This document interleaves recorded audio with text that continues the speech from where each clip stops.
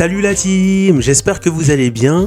Aujourd'hui on se retrouve pour une nouvelle vidéo dans la série Astuces sur Windows et dans cette vidéo on va découvrir ensemble comment faire pour mettre à jour les drivers de votre carte graphique de manière manuelle sans passer par le logiciel GeForce Experience. C'est vrai que ce logiciel est pas mal parce que ça permet de faire la mise à jour de carte graphique ou bien d'optimiser les paramètres graphiques sur un jeu pour l'exploiter en fonction de votre carte graphique, mais malheureusement on n'a pas que des points positifs sur ce logiciel.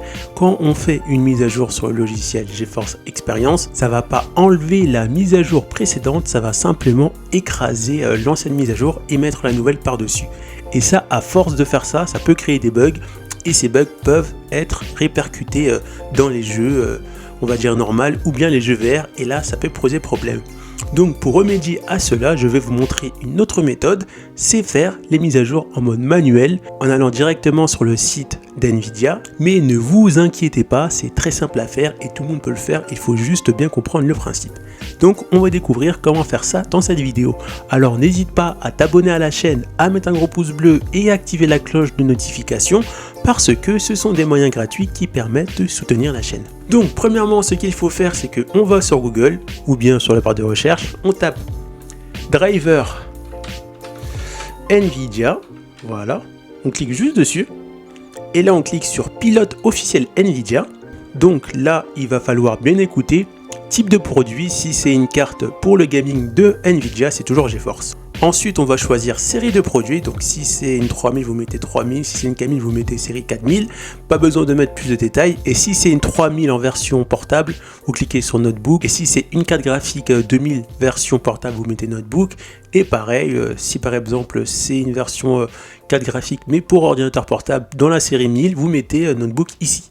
Donc moi c'est une RTX 3080 Ti, donc moi je vais me mettre plutôt là dans la série 3000 non version portable parce que moi j'ai un PC fixe. Là ça m'a remis ce que j'ai par défaut, donc là vous allez mettre par exemple dans gamme de produits votre carte graphique. Donc si par exemple là j'aurais mis une 4000, là j'aurais que des 4. Si par exemple là j'aurais mis une version mobile, là j'aurais retrouvé que des cartes graphiques qu'on retrouve sur PC portable. Donc je reprends, je remets cette série là. Là je vais mettre la 3080 Ti parce que c'est celle que j'ai en version custom. Ensuite dans système d'exploitation, si vous êtes sur Windows 10 vous mettez que ça parce qu'on peut mettre que ça. Si vous êtes 11, vous mettez Windows 11. Si vous avez toujours Windows 7, vous mettez Windows 7. Si vous avez ces systèmes d'exploitation-là, vous cliquez dessus. Et là, on fait chercher. Et là, on peut voir la dernière mise à jour pour les drivers de ma carte graphique. Ça aurait été pareil pour une autre carte graphique. On voit la dernière mise à jour qui date du 1er décembre 2022. Là, je vais cliquer sur télécharger. Ensuite, ça me dit bien téléchargement inclut le pilote NVIDIA ainsi qu'une option d'installation pour GeForce Experience, mais je ne vais pas l'installer. Je fais confirmer et télécharger. Voilà. Bien évidemment, je vous invite à désinstaller GeForce Experience parce qu'on n'en a plus besoin. Ensuite, une fois que c'est téléchargé, on peut cliquer directement sur ouvrir. Donc là, on va attendre que ça s'ouvre automatiquement.